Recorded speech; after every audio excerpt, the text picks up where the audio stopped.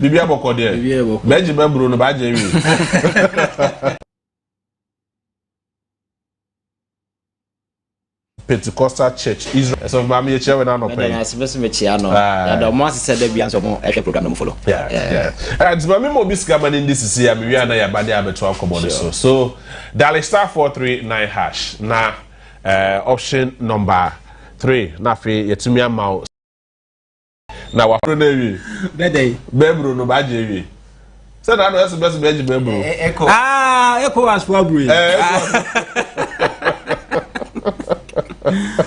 anyway I am starting one when you hear Chief Justice suspension. The people are raising a lot of comments.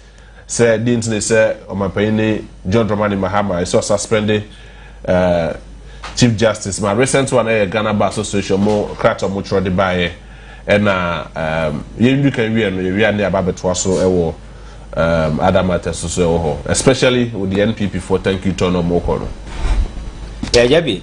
The kind I mention what here for na menka say say akase beti bia chechere oman amana ye ya we need very honest people who are very candid to issues na that fairness no and a bit me aboa na that honesty no and a bit me chechere oman. I was very surprised when I heard say Ghana Bar Association I shall say issue statement concerning this because we've been in this country for the past 8 years and Niama Akosu will be a number of instances everybody became aware say your judiciary was getting compromised to the extent say individuals the issue court a bit me akanyama asem no na impact and sign yakotena say the who ruling aba and Niama Akosu back and forth kwanya the executive first one sebi all 100 individuals out of their position. Dominivo, they'll go through several other individuals. But this association was so quiet to the extent that some of us thought that they never even exist. All of a sudden, government has changed and then they found their voice. It's good. Maybe in a democracy, we need the institutions to be very vocal, very participative. But you see, when you do some of these things, you bring your credibility on the line. It's the reason why some people have suddenly questioning the moral, your friend is saying, we are the Ghana Bar Association at this time to be jumping into the fray all of a sudden defending what is going on. In the first place, petition air cost. Nobody, including the NPP and your friends saying GBA, has been able to prove with a single evidence indeed the President Mahama so far is in direct contravention with existing laws of engagement. None, not even one. Now, or more country say he should call the Chief Justice back. Now, the question is that discretion rested with the President. If you go to the Constitution, now a case say me establish merit in the case every now say committee tenase na oye na dwuma at that point the President may that is a constitutional discretion that is imposed on the President to exercise that power enya Ghana Bar Association there enya political party be there even the NDC as a political party no okura ban no enya there that decision solely rests on the President to make that discretion. The President sat down and says, the woman should sit aside. And all of a sudden, there is this strengthened advocacy calling on the President or on bringing it back. So even if the President resigned on that decision of woman the number back, you could see and now you to the mechanism because it was out of nothing and a President castle on control. This is a woman who is responding to 3 separate petitions. You need time to go out there and have time to respond. But all of a sudden, the whole thing has been turned into some kind of a political football. In the first place, petition and people know where it is coming from. The first one they will know was brought forward by a police officer, our ACP. I see. On an issue no started with Takrade. Okoto land from your friend is saying Netherlands maybe Nti Netherlands ne girlfriend or Ghana ha forge documents. Enya the power of attorney from that Bruni and okoton assassin a beachfront our secondary and odema police officer no and a police officer no toy.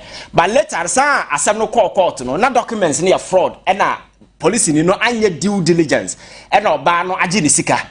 So which means that the property you cannot own it. Asem no court secondary high court or mudi we and Supreme Court. Supreme Court bench no so and a police officer your lawyer only Chief Justice Benya that encounter okay ye di asem no gu no so no or say after ruling no Chief Justice catch and say oh you incompetent e kan kasafin ni na se for kire no oh really oh yes e wo bench no catch and say mosora mu nim hwe ye friend say police senior police officer what that some back court or you need to just some no can according to the petitioner no was very disparaging and na all respond say or disagree with Chief Justice and some no catch no and I'm going to say no because we're disrespecting no. And this police officer was arrested and he was detained. So clearly, JB, issue way now a chop petition that come a president a hefa and I politically motivated. A hefa na John Muhammad Jina say your friend is saying or no show be a chief. Because this is a personal beef between Obia what you court and the Chief Justice. Yeah. And Asam no Guswa air coso. Asam no court or the court right. Am I handsome crossing way? So issue are appended for several times. And or they are true in the form of a petition or they come a president. At the end of the day, Council of State clothed with those power to ensure that they establish merit or not. JB, ma panimfo ne lawyers in panimfo. Oko Council of State here. Who is Madam Sophia Kufu Tisubi? Yes, Tisubi. Who is Akotobamfo? Tisubi former retired way. Who is your friend say Madam Betimo Idrusu by a former Attorney General?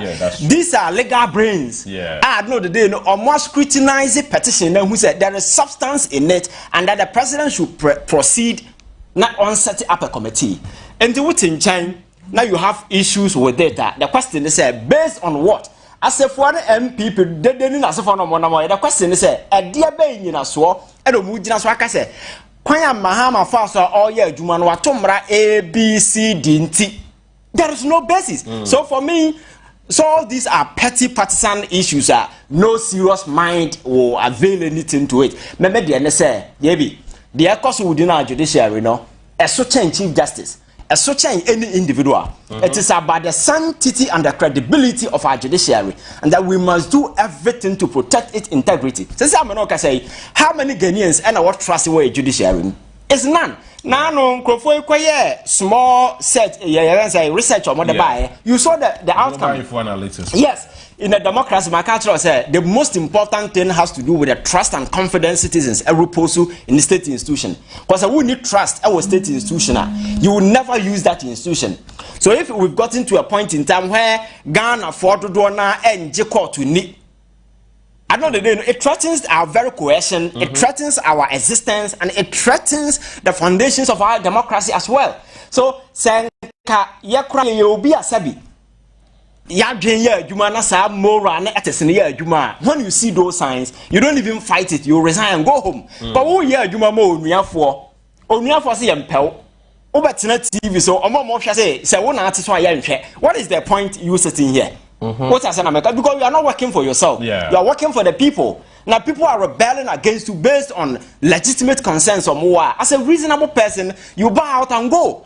But in our situation, that is not the case. So, my main kind of essence of the Ghana Bar Association for CaptainSmart and the Kocaine, our paragraph 2 of the petition and I said CaptainSmart, I said per the Constitution, Code of Ethics and Regulations of the GBA, the GBA concerns itself with the matters affecting the legal profession, which includes but not limited to defending and upholding freedom and justice in Ghana and maintaining the maintenance of independence of the judiciary. Now, I say, as of 27th March 2025, when the General Council of the GBA met, 3 petitions had been submitted for the removal of the Chief Justice and 2 cases had been instituted at the Supreme Court challenging the procedure that had been triggered for the removal of the Chief Justice, with subsequent application for injunction of the said processes. The GBA is mindful of the provisions of Article 246, Clause 6 and 7 of our 1992 Constitution, which detail the processes of the removal of the Chief Justice by providing the following. A. A. Where the petition is for the removal of the Chief Justice, the President shall, acting in the Constitution with the Council of State, appoint a committee consisting of 2 justices of the Supreme Court one of whom shall be appointed by the chairman by the president, and 3 other persons who are not members of the Council of State, nor members of Parliament, nor lawyers. The committee appointed under clause 6 of this article shall inquire into the petition and recommend to the president whether the Chief Justice ought to be removed from office. Yes. We're just an asset of the yes. And more, you know. So I think this is the most important. Yes. So have there been, nobody has been able to establish as we speak, said there has been any controversy, any offense saying obi exactly, like processes now on so okono wa form and answer on form for you to activate your voice. You understand that? So I idea say President Mahama has circumvented any of the laid down procedures. Now all we some of us will not come and sit here and say the process should go through. But as it stands now, so all concerns those concerns must be premised on legitimate grounds. Are grounded in law, grounded in fact. So when you're speaking, Sanka John Mahama appointed Obia or judge. One far judge, no, cover NDC ni mum na betina we so that is a legitimate concern. But as we stand, none of the provisions as outlined in the constitution, you know, and a president abuse any of them. So at the end of the day, and I'm going to talk about petition. This is not the first time a president is receiving a petition and removing a judge. Yeah, that's true. Mamen Kayo Anas at the petition, a comma, your friend is saying, President Akufo-Addo. Abra Ibimu Koje Mponche na se for no. Abra committee no set it up where merit in the case. Our premier facia was established. No, President Akufo-Addo suspended 4 judges, including Justice Derry. At that time, no issue no munya nwe. Isn't not the same thing here? So at the end of the day, Abra committee ni we na adwuma the 4 judges were dismissed by President Akufo-Addo. It's on record. And again, San Krofo yo mo na mo mudi nsemu ye dede yi. Asefo ane ni nkrofo yi. I said when you said Binsi Wokromada, let me take you back to 2015. Mami been a friend Loretta Lamte. Now on now ye Shraj boss. Oh Kroma President Mills and I appointed no. And now you were friend saying another pray. A true petition the Koma President Mahama say Mamina Disika Okbekaya story biba say were 2 free in Fia Kohan and Dine or airport way enti that particular issue when it came. Another true petition the Koma President Mahama say Mamina Onyinadi. And you know, your friend Brantable Richard Newama or NPP ni, or no so through the same petition the Command President Mahama. The woman was appointed by Professor Mills under NDC administration. John Mahama J petition or set it up because their powers is equal to be a high court way. President Mahama has set it committee. And all the investigation, you know, we man conclude say, Mama no unpack wa from the same President Mahama yeah no more accusing sack the woman. It's on record. So and you are okay, but you obi dia. That is the attitude I hate. When you think you are better than Obi. So when I wear there, that is okay, but and you want Obi na there. But a petition against this Chief Justice, no, say I'm under NDC time. The wife, Chief Justice, we are this one, yes. Oh, about recently, Akufo-Addo time say be by exactly. For the petition India has been coming, and Akufo-Addo received the same petition. Consulted the Council of State and then asked for ruling no by no or some merit no boku here. At that time, nobody took the president on because we had him say a legitimate way all play. So and Americans say all these things, you know, the MPP is a party that is clutching at straws. And for me, I think Zenka election more losing. They need to sit down, just put pieces together because as we stand now, no, there is a bridge between you and the people of this country because of Nsemuna Akoso Okroma. There be a room for you. Could you imagine, say? No, Mahusa. Nema Akoso Okroma, Emma Ghana for that bridge, you know, Akoso, and the Ketua. Now, Madam Hanabisi Ukoye interview, and on about Mineral Development Fund. Do you know, say? Kwabrane etimi ede ekohan ye dan cubicle etua 12 years in advance in dollars e wo kroma etua 12 years in advance sikani nyina $1.4 million dan bank office bank na wo pese wo si wo kroma wuntimi fa $1 million ensi wo kroma say by these people rented it out to Obi ekoji hu sika etua ni nyina nti we aban na wo ba there is nothing that you can do. So these are concerns are Ghana forward and I'm small mokotoaba. And you know, so Bob on Tiaba can make sure say and some now can say binyansa woma you have some people and their cause they rounded as some political parties on by demonstration and a goom issue statement say or they say obia mona man there and then who say PPP for issue statement I'm also munim ho so clearly you could see say this is a sinking party sabi or they're just trying to clutch at straws and some na cause no say President Mahama afuma monfamra nyina you will discuss it but as it stands in the media I think say the fact that Ghana for any GD were judiciary, no, enough for us to prune the institution because we want to be international man for use the judiciary as a tool, a political tool. Yeah, the cow man for ADCC a man for, and actually a classic case has to do with the Dominivo case. Issue about Nipan is challenging the constitutionality of a dear president. Yet to meet Tana Papa no call retirement and son mami fra asemno. Now I want to be where no hefa.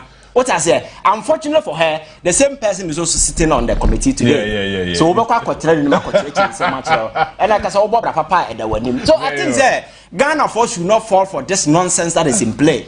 We want institutions to be sanitized. Resetting institution, will come with some of these things, and I can sit here and promise you, sir, it's not just going to be the Chief Justice. Trust me. Yeah. Any institution be a filthy. Are you targeting the EC? I'm saying that any institution be a filthy be and will be cleansed. Because the president has a mandate. Yeah. That mandate is sacred. And he cannot afford to fail the people of this country. John Mahama had just 4 years. The name he will leave after will depend on things that he does. I think that all that he can do is to save the sanctity and the integrity of state institutions. Now, about good hands, Ghana for once again have trust and confidence in state institutions. All right, Martin, me say about how the movie na ya so. But Lucius, Obeka si just Nibiana.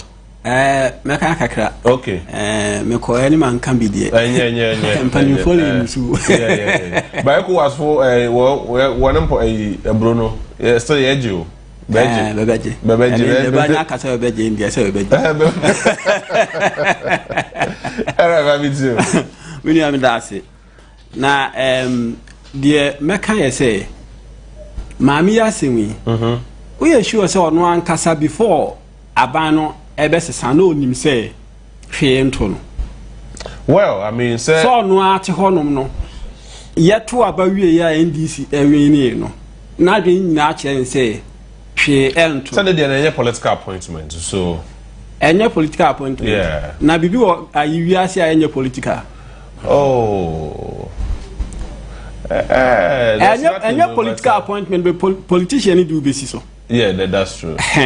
But the Chief Justice for Honoma, Georgina Wood, for instance, I mean, was serving under 2 different presidents, and one massive beer. So, I mean, say, yeah, can I say no? On far home to be Abrakwa or more brapa. Yes, ye. Hanty Abraboya old boy say, and and fan caught to 2 be. Because Mamma Semia ye kind of home. When you are near chair, say. Enya President Mama. Why? Enya President Mama. Ni atnasi akase opeso oyi ma me no fi ho. Minim se waken kan oba bi a chese President Mama akase oba be yi Chief Justice Bodman. On kan oba bi a. Ni minji ni se NDC ni bi so akokan oba bi se Chief Justice ye be suspend na na se ye be yi na fi ho no. Ye nyina ye nim ye ekoso. Yeah. Answer na ebeto abakra mpo no ebi mu di kan petition say ma na aduma oye no emwa enti ye nyini free honum and of course because say politics so no ye enti no nipa constitution no man kwan say obetimi ayi ma me free ho na president oti ase and so kra mpo no constitution no kire kwan a say president efaso edi ma me ana say odi Chief Justice free honum. Now, dear Emma Obi Ebeka say, your political appointment in Tintimu, any mamma, free honum. No, Sad the corner say, change the say, a constitution, no, I and also a politician, any anywhere, word man, and any mammy is so. What you say, because constitution no check quite out for Sababe Chief Justice. And once and check quite about me for so you were free honum. And tis a wabian child says, do this into you if you are. Kai will say. Sam kwan krona ya fa so do ekoye no sa kwan krona no be fa so akọ What you say? Entino near Ebimu air can say Yentimu Unifu because any political appointment as a foreign the non-starter. And Minia Yenina Yenim say petition na Ebimu de Koye na be kase President Akufo-Addo any Chief Justice in free hono. Ono oyano hwete ne sram ekosie. What you say? No free honum no. Ebi monso asanya petition bi nipa ba akono ansa na aban ba beda na ebi mo petition say you mfi ho no aban no san dane no de nka yamfa no say aban na na wo ho ni mani ebi mo mpe wasem aban na sen adane ebi mo so asana ba be petition say yenye de yenyu mfi ho no na che say waduma yansa ni Musa dankwa ayi reporter or the buy say about 52%. HSM mami bempeno. Ghana for bempeno. Ghana for le bempeno. Yeah. Enya mama aduma no wo yo. Chief Justice nya mama aduma no wo ye. Ghana for aduma no wo ye. Ni Ghana for bele bempeo. Enti Ghana for bele bempeo. Simple.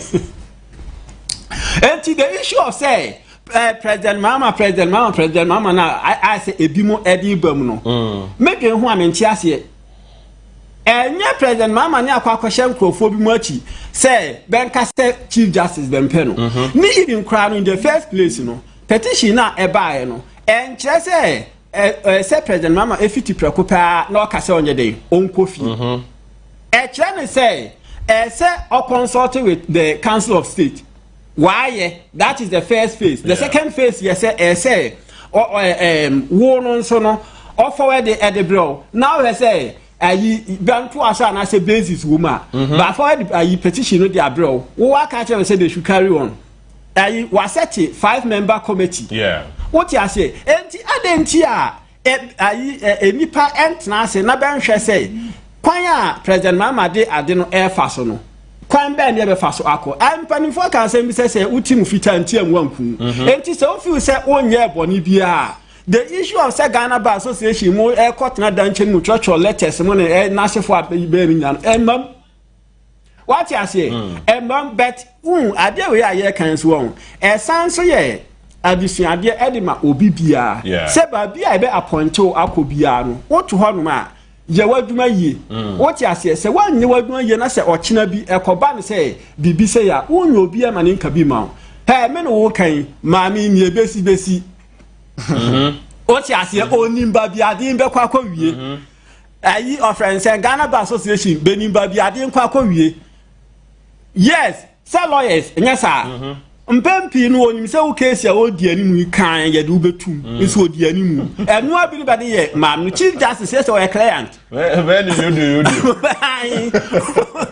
o client ma ayi of friends Ghana Bar Association enti benimba bi e be kwa wie nanso ye no be kwa enu be ko ti se funu die mbi no ye nya dram na no mu awon kwa no be ko what you say enti ye besi na mom so obi ti ba bi no feel say nye besi na ni nje ho a o de ko ifa why so de ifa me de say nye besi what you say nye besi say yin be yi na afiri ho a be yi na afiri ho no what you say hwe nipa ba ako petition nko a e ko be 8 nyesa wo ye no so kura afiri ho no ma Musa dankwa report you so che say about 52% of Ghanaians le bempe no answer na ban ba be dan o ka say National Security Minister Kandapa I can be the same thing say the way asem kokota ye time bia na akwa say ba di dia ma ban time bia say NPP and ba di dia ma NPP no ben hwe ni ye ma ba twe Kandapa National Security Minister mi o ba twe na no deceive bone enu no achi Chief Justice anim yabo enso be kan the same thing or kan similar thing say the way now I say amount for any justice e wo krom say e few people any justice na nina no wo so na ye Chief Justice in the case of Kiseja being any the Chief Justice that is the Supreme Court Onua kasa be press conference say Asiedu Nketia I mean he's not getting any support from anywhere. What you say enti no media nyame kan say ye nyina ye nipa bia mfom so wo ho eni nti ya na ye kita hanki no e cho say wo ye den a bibi boni bi be ba ho what na wa pepa what you say na mom enye ma ne mro so sa and then on Yama would ye no. Nina any day, and yada ham will be a home. And Timina, many America say, Chief Justice or no name dada. We say what they buy time. Yes, so you so by time, yes, your hoye. What you say, Namum, a true Ruha near Pamnetam. Was it a true Ruha near Pamnetam? Send your Pamna, the one who ever banished one. Open the Cassians never says, sir. I bet him a hand to every home near the permanent time. She baby, I insured the brother whom I ever say. But I say, you quick one.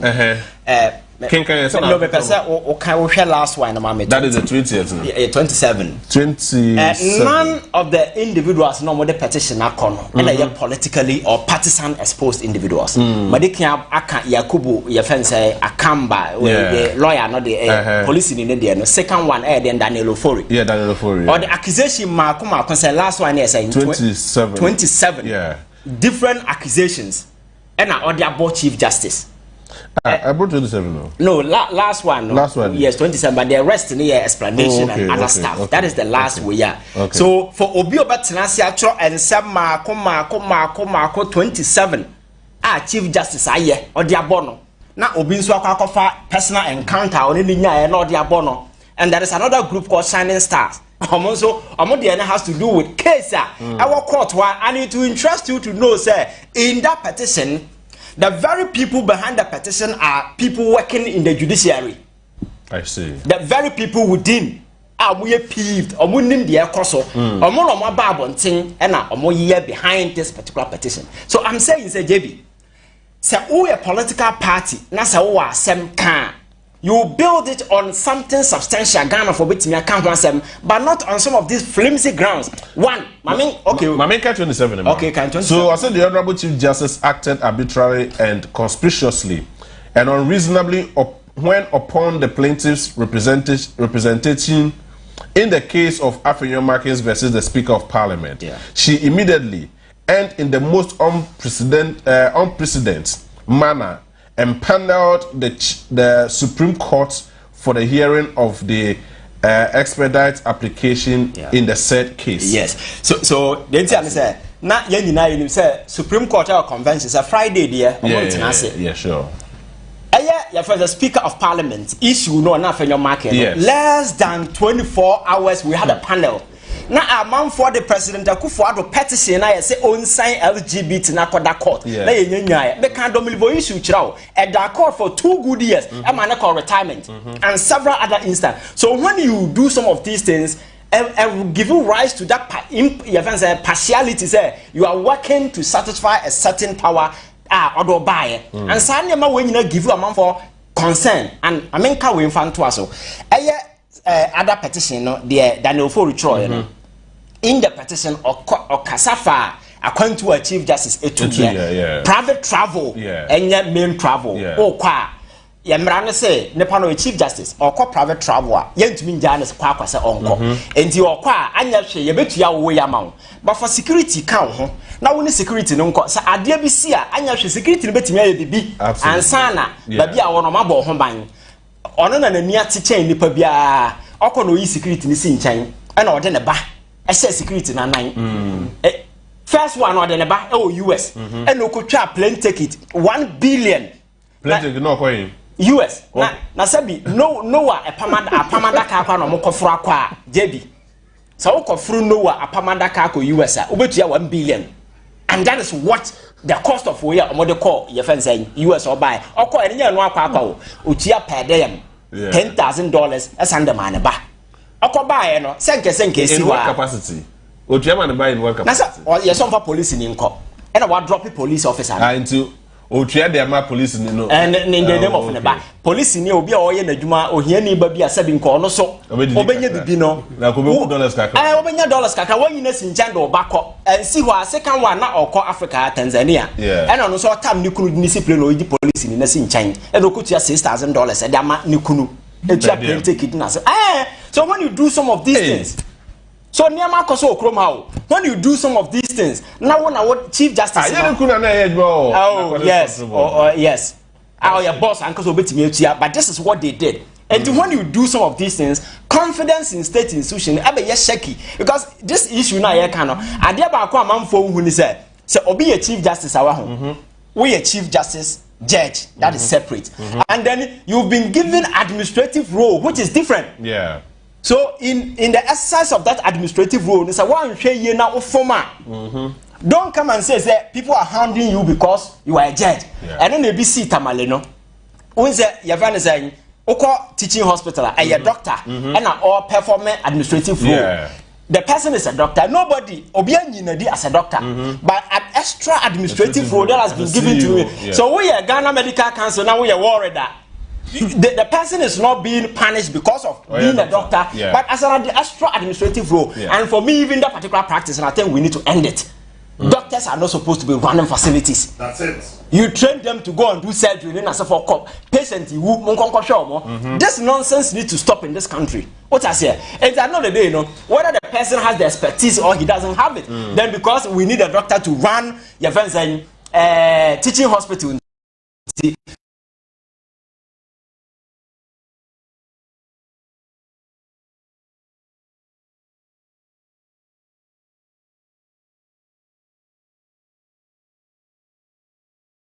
Not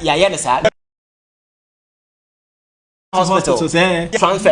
It means on their own they can do better. Yeah. But because I think we need to be very strong and stiff, and then making sure institutions be very effective once again. Sabi your mind about running. Now yes, I need Jana Trase. You'll be a better ope. All right. See, I have your TV, so I'm share live on Facebook. With me, I am part of the conversation. Now, more comments there. Eddie Abba, Ibinya Dajenia Kinkani na Eddie Amamo. Now you zoom me into the NPP Thank You Tour. I don't know, some more interested. Whether I want you interested. Just maybe I'm not Lucius so interested. I think Kaja I NPP for Nina Basenti or the NDC Yanka. But Aja yen politicians idiot. I want to say NPP for Nkwani Banya. And especially the banter between Kennedy Japan and Abronye. Yeah. And Tokwan de Beku Enyamai. Where a signal bede mai. Boa Buba Room High.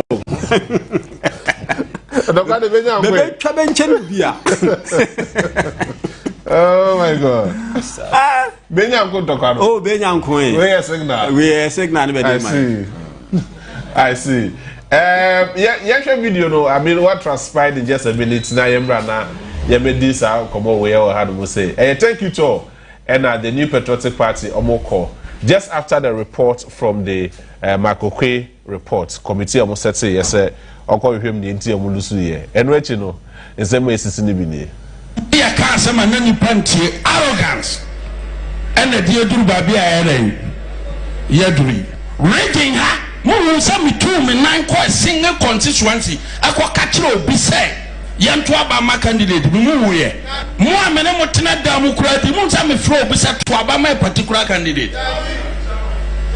But the Binum Dimity call ye campaign re no. Omurie ye no my concline. Abronya no na agibo mi campaign ayere ba no kure ne se omo ba mo ho campaign omo se abronya ne soma mo omo se abronya ne soma se ye meye campaign ko meboa yese mo di ho adanse ye se ma miema no anro bia sa nkrofo no so omo ye sa adi medin ba ayere kina omo be ba mo ho but this time no omo ye ma mebuafu na mom mo obi nkodi obi atem ukodi do obi atem wie na so we are o se yankoye a unity a means a unity no ayi mo ana mo kreti Professor Makwe report o se ye kwa abato a ensema ye ka no eno na no andisifo ye re eyusutie na mo ye propaganda no obi be yi ano dia entna social media say who didn't panatem na we are wa bakasa memfa wadamfo media. I'm telling the truth. Obi anye beman chobia ba party nti enipa bi tumi kasa te so omo member omo nye member eba contributions ye yisika omo tumi yibe omo kosesere and they talk as if the whole world is for them. It's not for them. Enya ekuru ya Because some of them cannot even speak the way they speak. Because Bam Fee could have funny. If you were podcast, Maromo, I'm barren by 2 long. You see, your penokura, Manianka, I will not respect you. But may I respond to anybody? And yes, I can showdown. Anybody akuma wasro ekasa yepe memo party mu yankomo ye ma nimisa woska minsika mu yefo promotion mu dibi kasa kokugro so ye sika fo please who born dog number to me ataku anyhow who born dog number to me ataku anyhow kukuru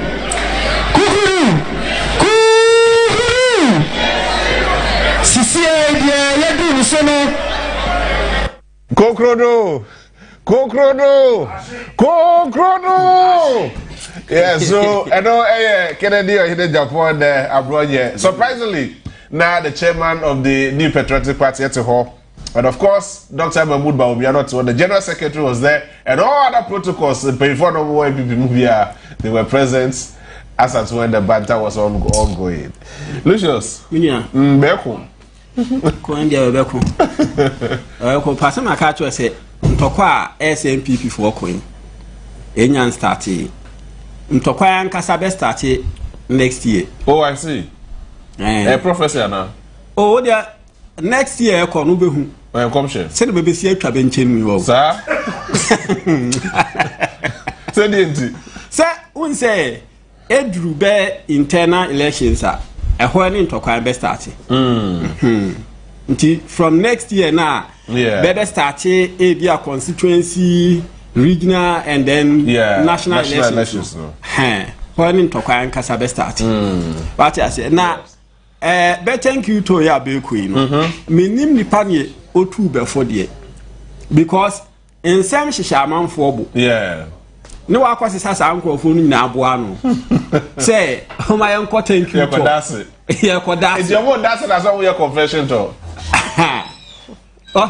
enti what the problem go no say bianca be hwe kwan awe fa so say Dr. Bawumia na ekwa na even kra Bawumia asem na ono okokan no as a whole a year vice president now wa ba mu die in some okokan ye che say now wa nkasa no akonwa na won tisu na bi mu na na ran so na mo me pese me kan before me de beba Bawumia de no so no yes NPP for na nkasa ese ba abiblim be ho ansa na baba abiblim aban no wo send the my that o mo blame o mo ho wi aha be wi unim de nti America no sa structures are be put in place be the call national elections no say how they call SRC president SRC election kra ube lucy from constituency kosi national now Mike nenye twi Mike no bre wanim na kan bi in America say structures are be the go hono from the constituency America be leadership no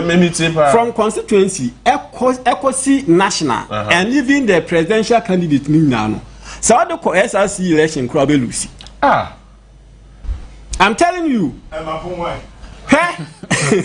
Chairman. I'm chilo. Lucius ade. I'm chilo. O de hwe constituencies ni nyina. Ban kasa be di atum say. Be chairman for na be wo I constituencies. Any even cried executives ni nyina no. Na ebi mo merit say be ye ayi. Be kita position. I see. And so ne be kotom e de ma be. Oko regional be ye the same thing. But yeah, the COPEM national, the COPEM even selection of running mate and even a yina. Hey, Okobunu regional. My for one example. And what mean if you're breaking it down? Who any names of constituency executives we are they didn't deserve to be elected or moto abamom? Oh dear, my men for constituency dear non work a can I for regional. Hey, Bono region no. Na NDC kita only one seat. Yes. What you say? I 2016 honum yato abanwie no NDC kita only one seat banda seat pen na NDC kita yakoto 2020 ni NDC J 5 seat and abronyo hwɛ abantia no ti krom honom no ɔne ahemfo wo krom nyina ko ahia ɔne asɔfo wo krom nyina ko ahia kyɛ ɔno de dise na ni antwa so such a person watina tena honom ama opposition party aba beji 5 seat aka seat baako pa na ɔno wo ho ko sina kɔto aba biem a no was na kɔto aba man biem sɛ regional chairman. I see. 2024 elections me NDC sanje additional 5 seats. Exande ka never ma be one. The man be say the man NPP one. How can NDC kita one? NDC di kanje 5. Na bet ho he. That's na bet 5 account. That's na bet 5. Baba be 1. Baba be 1. Oh, and even before MPP ni no better as no wa blame Dr. Baumia and I say Nanado no.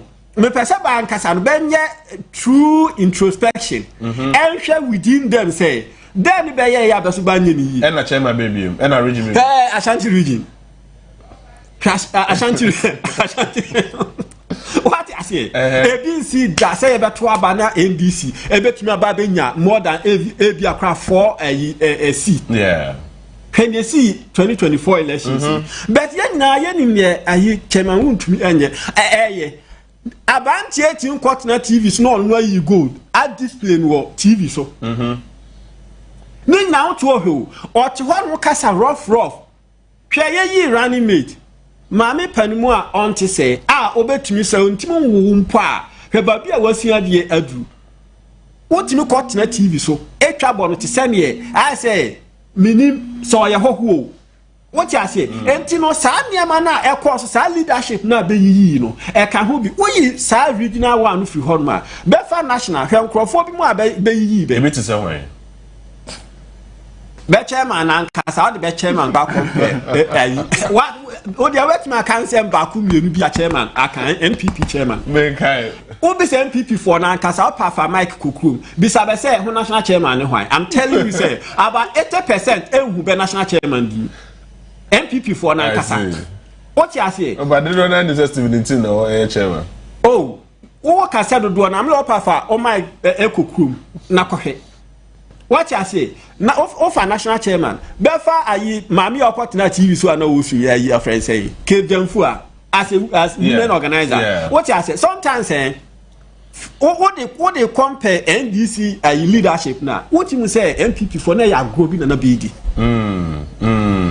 what you say na ya grow bi keke but Kejamfu was the previous women organizer no was also true about the man no senti America say ben ankasa na be serious I see what you say na be serious enti no ntokwa a ese ba hyasia ko no eye non starter ba nye ma bi yie yi structures abedi gu akwan mu na enye wo ko yi running mate wo ko even cross wo yi presidential candidate so about Facebook say national organizer no so another issue aha national organizer na na bi okasa bujiri what like what last night who tiena who be say how what how yeah we believe you say be national organizer oh who ukoyi presidential candidate why Mahmoud Baumia say not that time no or say efata say we na na say no kwan say we no o pe obi di deputizing and no akwa for napo ade napo je competent now I'm telling you say napo even on one kasa na busuafo ankasa kra no say okọ contest abusua pani anka bentoma no enti no say what no be hanging Ghana for kon there's no way beto ama a true party catch on what you say but he's been an MP for like Benshia South 3 times and sa niam no mienu no ense what you say sa niam no mienu no ense Ghana politics no ka ho asem ye nya say constituencies bi mu wo ho no ma ne hia e so be we ni primaries o we ni primaries we are once our win as an MPP candidate no and as NDC candidate no what chance of winning the general election high because a ho no ye e bia NDC strong na say onya we ni a emfa ho ni pako a wo ye ye beto ama we NPP ni na so we ni a emfa ho ni nipa ko ye be eni tia ebi mo spend the time any sika resources ebi wura ayi primaries e constituencies bi go ni say onya we ni wi a general elections no be we ni enti for him winning the parliamentary elections no doesn't mean say yet no call ayi offense saying national obetimi and of course see say baby bi wo ho na say de mo won no upgrade you ho so kakra e dey feel is our platform no now you happy now can your pe say wadwene no kan so oboso asem no kan now kan and ye do aba be ye running mate and so who say platform a ye dey amo na say status na ye dey amo no any sa MP no enye the same what you say empanimfo etio ye wan krofo a be pese be hu se no kre obetimi aya adwuma na ansa na ba to ama yes MPP for no bi mu de ono koto on hwe ne wo ka but won jina ho na I say on sometimes na put no na say okasa say obi kita remote mu odi na chisi no o control nsem na okeka nsi na say what you say like what can who I want to say wahu enti sa niema we mu bi party na ankasa no oni ndie ntia am started from party ni say party ni wo aban enti party ma niema yie eni ma aban elusi enti no say ende no say ba lucia aban na be blame no non starter aban na anya niema yie that is fine arrogance na be ka ho asem no kre na nado empempi no wonso gina na say o kasa niema bi na o ka no na ntwa yie what you say what you honum who has say MP for bi mu a anase nkrofo bi mu akọ contest e wo party nu be kwa abelo party nu ni ba ni yie be free party mu na so why nhwe ha ma ba free mu o kwa constituency a na o ka kire so obi a ye independent candidate bi a o we ni a o mfa na asem nko be hia no party nu o ka bi kire from na MP in the end no o de na eba be savior what you say what me tina say Emma even sitting MPs echo independency no be o sitting MP e lo kwa contest who ayi offense who candidate we sure say obe fa no tototo so no wan we ni a unipa no so nya den enwe ni nti in the end no e bia obe pave way ama NDC ni aden afam sa niema we mu nyina ye niema echo so what you say enti no ni America dia kosi say aban de na ono so anye ni ye na be so ba so eden ndo me hu say obi edit to ni Facebook wo say panin bi abekọ no ho no demand for sex yama say CEO say yama say hwan o why so fani pa o person take advantage of yemabunu what you say enti say ka say bia niema so amanfo be bia ko bia niema enu kwan say be thank you tour ma mintu befo ajabe enuanom be mani nsi ha ya be ntwa so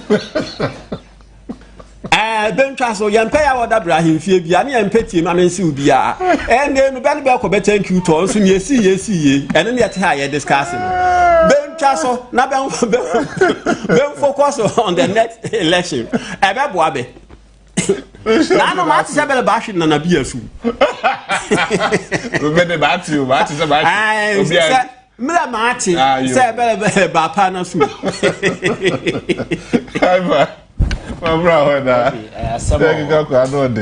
I think sir DSC I'm not sure say obi a surprise because under the leadership of President Akufo-Addo, both as a leader of Ghana and as a leader of the political party, one thing that very common and obvious, intellectualism was sacrificed for idiocy. Oh, yes, it's as simple as that. And this over her party, no ma. When Akufo-Addo became president, the a bit known intellectuals were suppressed, and some quote unquote idiots rose to prominence. That was what was happening. So because the entire government was made to look like a snake pit. Hey. Wow, yes. Everybody was fighting for attention. Said the mother snake let her, and I'm crying good bonum. So while betting you struggle about top, no, then you catch the eye of the mother serpent, and that's exactly what was happening. And at that place time, now there was no recognition for merit, intellectualism, those kind of stuff. Because me a president. Not listening to Boachie Jako. I've listened to him a couple of times. Say me wa me party na Boachie Jako si we free ma meko ni fia ko panichaw and bring him back. Obi to say Alan. Oka say o free party ma I will do whatever it takes to bring the gentleman back to my party. As a leader, that is what you do. But this is a man who was so full of himself. So, to the point that he even went to the constituencies and he was even attacking them. So another day, under the MPP, who were the prominent individuals? Abronye ya okasei, Kennedy Japan jina baby, your friend say, won't to me jina baby, and a move your manwa, verbal diarrhea, and some young country nipa. That is what they were saying. You understand? So Neamano rane ya koya and a baby diarrhea. Diarrhea no what the fat wa ha that way there and that is exactly what was happening. In some young country nipa and a normal can. So Ghana and me Ghana for man share Ghana for before yakoto abane de asini na ukoto aba na we lose we suffer a humiliating defeat in the history of this country being see that. Thank you Ben awoko thank you man for. You go on a reconciliatory your friends at all. Yeah. And you don't do it in camera. Because when you know say woko no a man for bubefu a man for that can somebody say you can. So why do you carry camera? And you capture everything. So I chose a poor thinking. The same poor thinking is at play here. Because common sense will tell you, say, Nancy party because grounds to meet people. So Bianca never time camera media for the just a boom video. Now they want me. Oh yes. Why will you carry camera? Because I want some the kind. And we see some way go so more can. And na Kennedy Japan so you hear near won't win Kana 7 no and nipa will up president adi or mine will be this no about 80% they here for and yes for my you and if this is the mindset you have say poor people cannot talk to you because of democracy poor people over your president but is that out of context no it's nada nipa who nimna and anke different that is how he is and he has been making such comments all over the years feel the title I have buildings I have cars I have this me say those things, you know, yamfa nya democracy, yamfa more mind, kwatena baby, na fa your business. That one, but when you are in power, even the poorest person in Ghana have the power to question you. Yeah. It doesn't matter when I own Bugatti, now Bugatti ada uchino uno bi nepi. And I want to video bia. You can't do that. You understand? You need to respect people. But for me in the AC, you know, and your poor decisions no mu take here na now this is a political party. Was suffered the most humiliating defeat in the history of this country. One of the biggest media houses in this country, Media General. Yeah. At this time, no more country say, "Ya boycott na we At this time, no Media General no more. Find the here be. I see. As some makers, what you say? Let us do logical analysis. Media General and NPP, why the here be? Because you are in opposition, you need media. In the modern politics about communication, communication is about platforms. So even enemy platforms, you have to patch and build a relationship. Because Media General is not just about Onua. How many media houses in more? Big TV stations and so forth. And today you have the numbers more than any media station in Ghana. You have the numbers. So why would any sensible political party or opposition or try to build up or pick a fight with the media house? What you do is that you come to Onua and TV3. Nema way and now we are more you just jojo and then at the end of the day you come back. But arrogance and that kind of silly mentality, no, that is what is driving them to do some of these things. And the Ombeko press conference.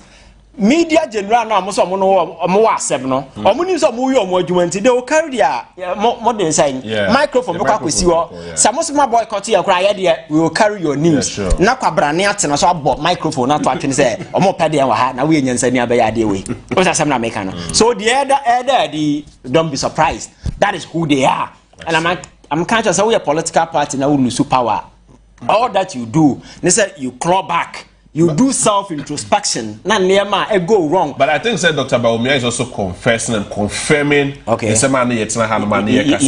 Arrogance of power. Yes. And what have you. Yes. 3 days to election. Namu to full moon. Yes. Ghana for home $58 million. Somebody have got National Cathedral and no krane Tukru. Yes. All those ones came to play, and Dr. Bawumia is making a confession out of all this. He is not serious. He is not serious. Bawumia I'm build the cathedral, not to Togo and not to China. No, Ghana. So what did he say at the time? Abraham would $58 million AC cathedral. Now, as a vice president, I went to win car. What was his position? A number of silly decisions were being taken in this country. We were all over criticizing 11 in as Where was he? What is he talking about? You see, these are coward tactics. Or try to exonerate himself. But you see, Bawumia can never disentangle himself from what is happening. He was part of the establishment. He was part of the decision makers. He was sitting in cabinet. Anything that Akufo-Addo did, he was part of it. So if he has anything to do, he has to go and apologize to the people. Say, we wrong you. We are here to apologize to you. That is the only way. But you cannot shift blame and blame anybody. Because establishment now, so you can't two people no more part of the establishment. Akufo-Addo and Bawumia. Yeah. So you cannot run away. And Jebi, and some year better than say, Yanoma Sabia young cry. Sometimes when we sit here, the things that we see, the very moment they are met to say, I see you appointing Napo as running mate. I say, Nanko for more border man as a video more quadruso. Because Jebi, it's not as if you don't know this person. Who on his right senses and a better say, having watched Napo in the political journey up to now, will contemplate say, young far branch away and running mate. That was why the last time I was questioning you, say, Council of State, make that decision. Because I wonder why a grown man, our fellow politics, will come to a. But sitting there, I'm shocked. Like any. No, I'm surprised a grown man and a reasonable group of old people will sit down and say, Abrante way should be our running mate. It means they never respected the people of this country. And that reflected in the elections. The outcome, and post-elections way, every conversation, discussion be of course be pointed to that fact. Now no me say Abrante be a comedy. Or you should Napoleon as a forum. You see, if these people standing afar, away from the political stage, could see these things there, but Bawumia Cobra no nya post no nya vote no 20. Now I can say Mune at 15 and 20. So NPP for a vote na Oshetibu.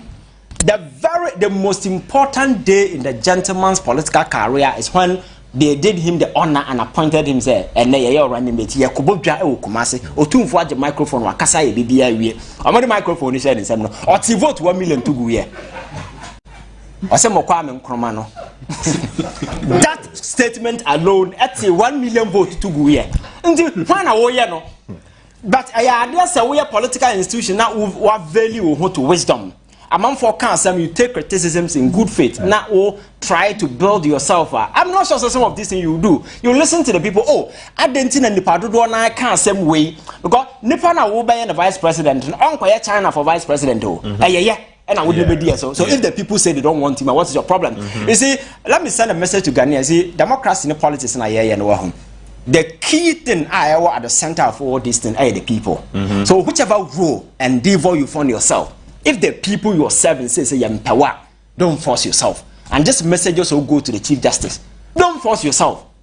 Obey your baby go and mercy. Yes, at this point in time, your services are no longer needed. So why will you force yourself? In other dispensation where they've not even called them to resign, they resign. In the last 4 years, in UK Prime Minister, there was no man resigning. It wasn't a public debate, but based on self-defense and introspection on one can I say now I had a kind of respect I exist between the people now they'll go away. My country say in governance the only relationship that exists between those in power and the people should be intellectual kinship and mutual respect. Me whom me mobile pity be any baby. So when these things exist and we are near man man for can you back down but and since some no mugu so mo confess I met you for camera no mo fancy akire e bia na only ma mo so cause we don't do these things and send cameras all along. I see. For what end? At the end of the day everything you say and nipa no mudi ani mo ko no so verbal diarrhea for no sense so mo di akire and since some no can no beka e bi ni so obi say your first here for nyina opportunity but me say governance and at this time they are joining nyansa and Jessica because when we are the richest person in Ghana you cannot feed everybody in this town. Over Accra higher nipa here no pa wo Ghana hana and no odidi and net odidi nya una feed so you need to respect people, you understand that? And to win power just use it and make the positive impact in the obetimi aye say nipa betra say aka say Abrante we buy why do we sit here and celebrate Kwame Nkrumah otoka ma but why do you mention his name? Because of the legacy a transcended beyond generation. People talk about him. So when you political power, the last time I catch you, either you or make you or make you. You can use it to defame yourself. I could for Adoba catch an amount for free or your way, all the corner, not a man number bono.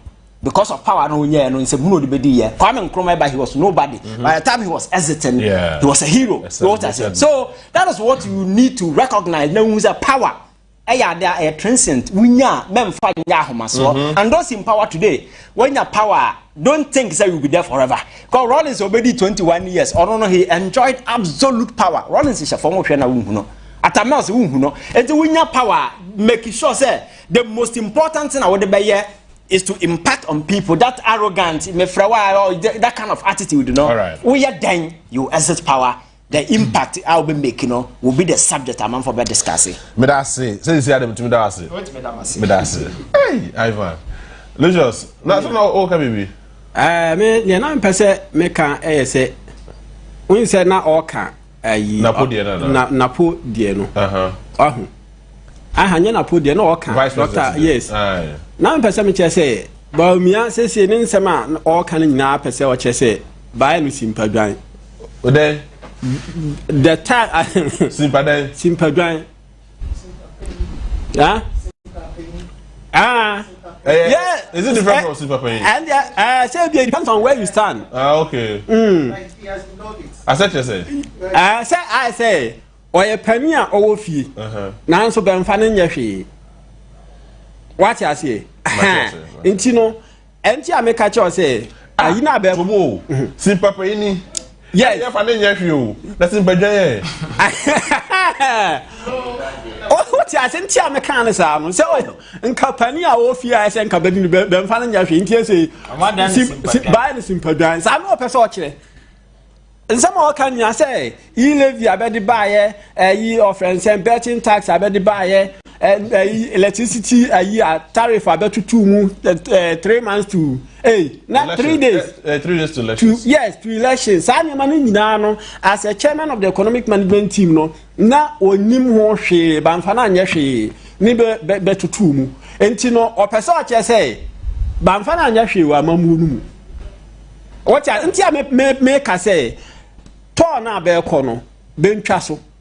Because in summer, ever few know and Yansam Ketra, Nipami and Sania Casay.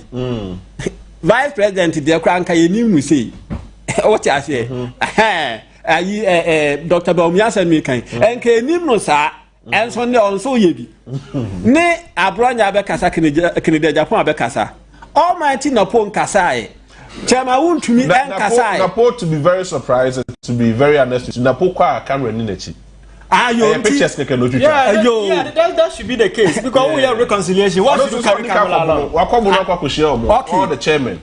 Oh yes, how I am there. Yeah, while for camera in the yeah, you and Tino quite better quite was said there a yabu one until so okay when you okay. So baby, what you until me a coming qua and cabin castle because. In some shaman for never a bit more person take advantage of the tour to do some kind of emotional decongestion. What you say, and that is decongestion, but that is not the right platform. I said, yes, I see. What you say, very well. Comments me about Facebook, what we share live, our social media handles. No, very interesting. But I got some few minutes now. Sorry, so my name is our final comment. Yeah, because I call to different topic. Mate, I think that my men now with energy ministry. I think that last week, but tonight I said doom so no. Yes, they should do well and provide update. Yeah, because want to be light about money per man. From last week, basing there, but we say all the time. Like, if there is anything I will publish it, then I say for them. Governance is about listening to people, and sometimes.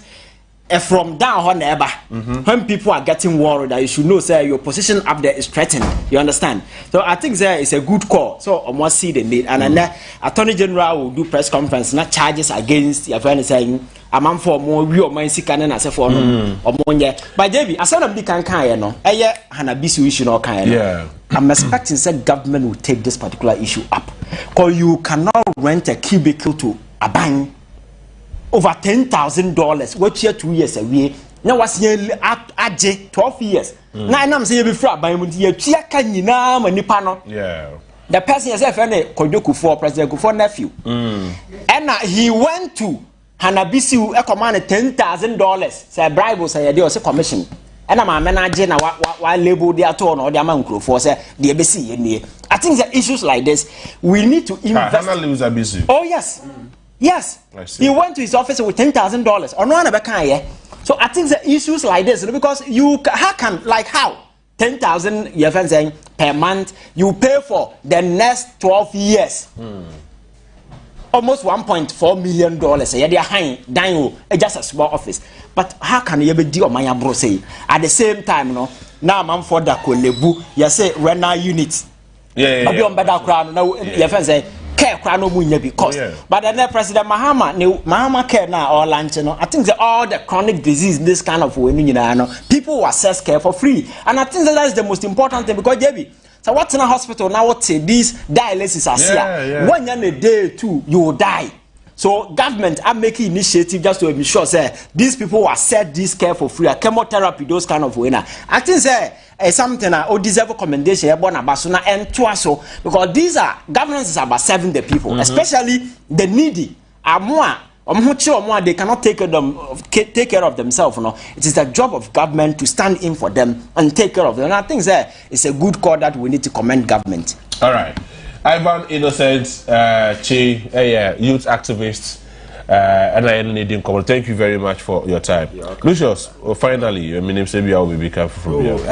The Mecca Ivan can say governance. You say or solve it. Challenges are our system.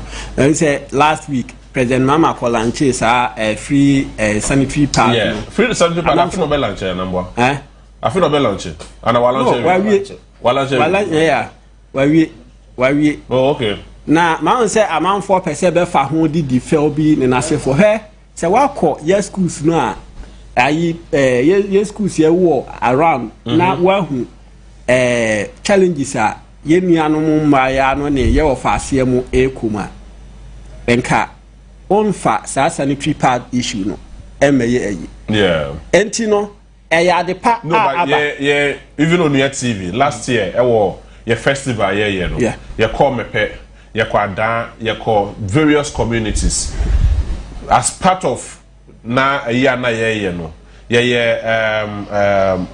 town hall meeting yes People's Assembly. Yeah, People's Assembly, no. And cry no more because no money is coming to sanitary pass. Now, young guys, and that one near there. Na dorsum and teachers, Eba Monte, Eba express how frustrating the whole situation was. Yeah. To the point to say, there be no more day. Cement paper. Yeah. Cement paper, no more phone, and no more day, Monse. Yeah. And no more day pad. It is so when interventions like this no, people should not take it lightly. Obi grantee interview because or call north. Nina na ebimu yusu clay. Yeah. Okay, sure. Emma na aja amount for buofu say enya possible class over yusu clay aye pad. What you say? But what the young fan say assemna nipa no kan no. It tells you say people are finding alternative way about the bedding. But the so be menses ano. Enti say ende abano de sa ayi nhihire agu akwan mu say yema ye ofase mo ne yema ne yenuamba mo abewo school mu no sanitary pad. Na say oba na obe diffel e wo ho a. Oni say mamenka asem sidie wi. Yewa SS ne papa bi ba. Your SS slip papa bi ebesra ne ba e wo school mu obeji adi say papa nas obi a ne ba no dana kuma so wa say ototo ne ma de abre no no e diaper no otoye wo e de kan ne ma ho de bra ne ba no the other bon kra no bio so no onimu okay what you say onim adinu nti no I say onim the difference between sanitary pad no ne diaper na e de bo nkra no oto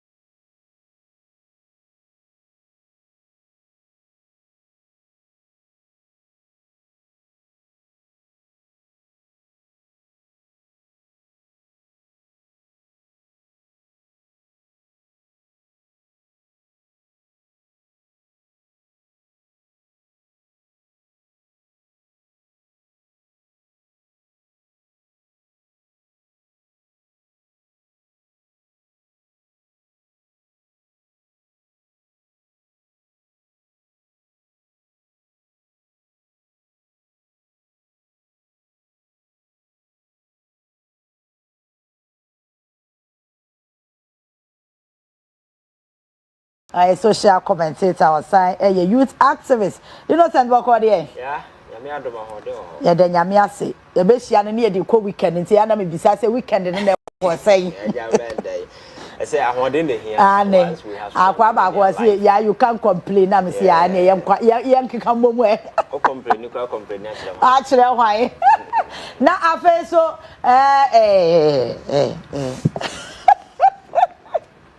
now when you say surprise, and I'm a surprise back. What I say? We're trying to come back. Come back to me. Brother Listowel. Oba. Yeah, feel say talk with your team. Miss Mafimo. Shy. Mafimo me monitor mo pa na. Is there no turning back? Yeah, mompa na. Yeah. I dey be we nyam paibo. Anya bibia na yam paibo. We cry dey bia dey come chine be come. Na me monitor mo pa, and I think say nyame adom mo bo man no. Kakra. Say na me wo penny bi office. Early morning bi na we program na. Eti ho ena ohwemo. Na me hu say dey make bia no ontie. So I joined him to also watch. And share movie and I feel no good say aha ekwan so. Yeah. So it tells you that I mean Edra pass here. Yeah. A man for a very glued obia etie show. Titiru ne and your mapa udi go akwam. So far no who say wa hu kana ode ebe mu no ama show bobi aba. Enti ebo abaso. Nyamene hene. Ivan dey say no. Onua bia metia bia o so tia obi. Generation way philosopher. Nezo. Na say menim there's a certain guy. Oh, wo sunyan. Say say kwa say anya polytechnic bia technical university right. As our level 300 or so, yeah. As a menim so monitor my status. Thursday, so Wednesday, no, we are one, a quabay, me fan said 3 when I'm in post to the next day fly, and I know I send you a message. It's innocent not coming tomorrow. Now, I said, I fly and one I am, mammy. Just say, one monitor my status, it's important. He has really much to give. Exactly. Sure. And he's always learning a lot. Yeah. And you know, sometimes yeah, I say, am I coming to the lecture room or I'm also coming to lecture? So I mean, I am managing the commentary. Sure. He has a lot to offer. Exactly. All right. And see, another topic today, I'm sure say, you did come aboard Biswa Mao and Ra, you follow Supreme Court process. Vincent Asifwa, or honorable candidate. Okay, honorable candidate. Supposedly. Or the President Mahama Court to say process na petition no buy ya or start to say obetimi ede apam Chief Justice no Supreme Court and stop President Mahama from sa constitutional instrument na say emra na wode be ye adwuma no o nsi ne kwan kra na wantoa so eno apa na ne ba kwa not just for Panimfono Mohono, but for young generation yet to come. Sabaya or minor mamuno, ebenya son faswa momo. But very often all that surround upon our political landscape now tears some of the conversation. People you have so much respect for, and sometimes you draw back because you begin to ask yourself, so Maya, you see your democracy, a fledgling democracy. You try to be able to reposition you want to be globally, able to be competitive, a force to reckon with, if nothing at all, within the sub-region.